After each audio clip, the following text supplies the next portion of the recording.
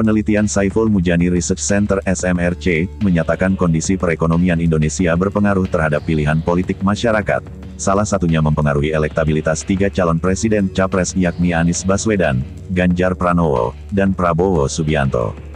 Demikian diungkapkan Prof. Saiful Mujani dalam presentasinya pada program Bedah Politik bersama Saiful Mujani, episode Persepsi Ekonomi dan Pilihan Capres 2024, yang disiarkan di kanal YouTube SMRC TV, Kamis, tanggal 4 Mei tahun 2023.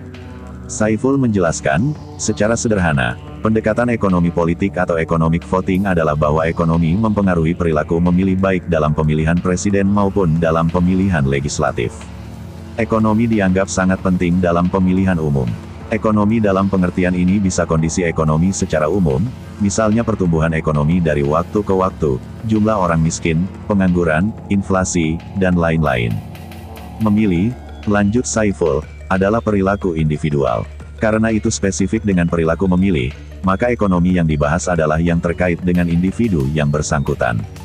Karena itu, dalam pendekatan ini, ekonomi yang dimaksud adalah sebagaimana yang dialami dan dirasakan oleh sang individu atau pemilih. Dalam teori ini disebutkan bahwa apabila persepsi atas ekonomi bagus, maka kecenderungan orang akan memilih partai atau calon presiden yang kurang lebih menggambarkan yang ingin dipertahankan dari situasi ekonomi sekarang agar nanti yang terpilih dalam pemilihan presiden kurang lebih sama dengan yang sekarang. Karena itu, economic voting berhubungan dengan pilihan pada incumbent atau bukan incumbent. Kalau penilaian ekonomi itu positif, maka mereka akan kembali memilih incumbent. Sebaliknya, jika penilaian mereka atas kondisi ekonomi buruk, maka mereka akan memilih lawan incumbent. Dalam situasi di mana incumbent tidak ada, seperti yang akan dialami pada pemilu 2024, maka pengaruhnya bisa dilihat pada tokoh yang mendekati atau menggambarkan kepemimpinan atau kebijakan yang mirip dengan sekarang. Dalam studi ini, ada beberapa pengukuran yang digunakan. Pertama tentang evaluasi atas keadaan ekonomi nasional pada umumnya sekarang. Dalam pengukuran ini, ada 33,6% publik yang menyatakan kondisi ekonomi baik atau sangat baik, yang menilai buruk atau sangat buruk sebanyak 25,4%, yang menganggap sedang saja 38,8%. Ada 2,2% yang tidak menjawab.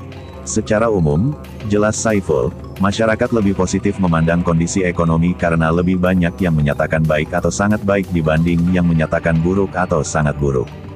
Jika dilihat secara agregat, lanjut Saiful, pemerintah atau yang dipercaya akan melanjutkan kebijakan pemerintah akan mendapatkan insentif elektoral lebih besar dari pemilih.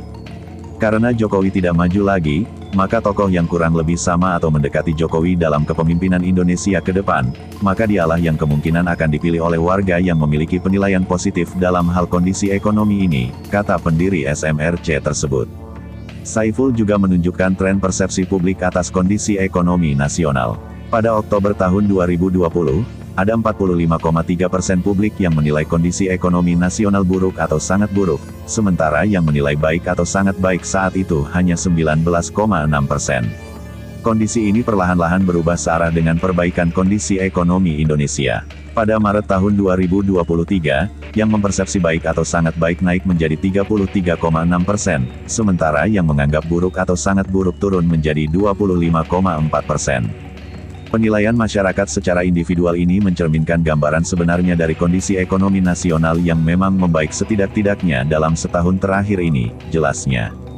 Dalam penilaian tentang ekonomi rumah tangga sekarang dibanding tahun lalu, sebanyak 45,7% yang menilai baik atau sangat baik, sementara yang menilai buruk atau sangat buruk hanya 19%, 33,5% menyatakan tidak ada perubahan, dan 1,7% tidak jawab.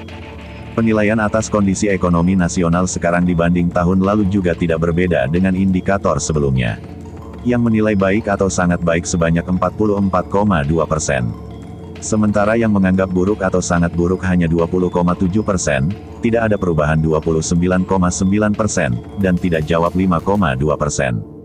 Dalam proyeksi keadaan ekonomi setahun ke depan, umumnya warga optimistis. Ada 69,2% warga yang menyatakan kondisi ekonomi rumah tangganya akan lebih baik atau jauh lebih baik setahun ke depan.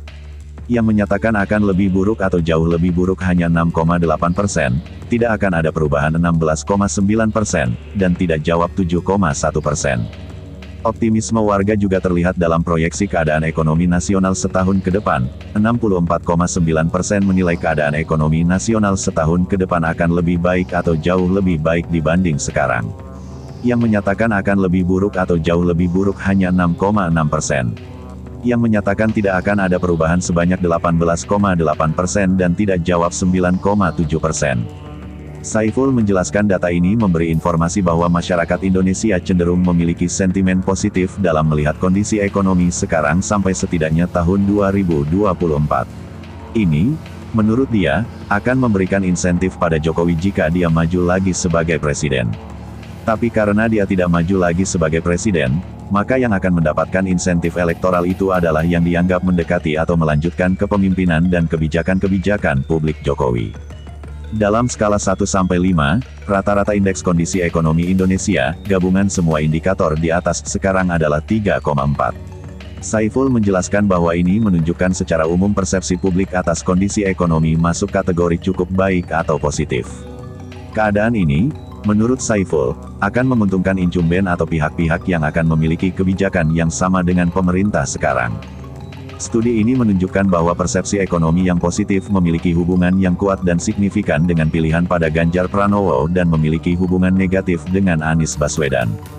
Orang yang merasakan kondisi ekonomi di Indonesia positif, cenderung akan memilih Ganjar. Sebaliknya, orang yang menyatakan kondisi ekonomi di Indonesia kurang positif, cenderung akan memilih Anies, jelas Saiful. Sementara pada Prabowo, lanjut Saiful, persepsi atas kondisi ekonomi ini tidak memiliki pengaruh. Prabowo tidak akan mendapatkan keuntungan atau kerugian, secara elektoral, dari kondisi ekonomi kita. Efek dari kondisi ekonomi atas preferensi pemilih dalam Pilpres, lanjut Saiful, cukup konsisten. Misalnya lepas dari agamanya apa, Islam atau bukan, jika kondisi ekonomi dianggap baik, maka kecenderungannya memilih Ganjar. Demikian pula dengan etnisitas Jawa dan non-Jawa, ekonomi yang baik akan mendorong mereka untuk memilih Ganjar, sebaliknya akan memilih Anies jika ekonomi buruk. Efek ekonomi pada pilihan dalam Pilpres cukup konsisten lepas dari pelbagai faktor lain seperti agama, etnisitas, pendidikan, desa kota, gender, dan lain-lain. Artinya economic voting ada, bekerja, dan penting, pungkasnya jadi bagaimana menurut Anda? Akurat.com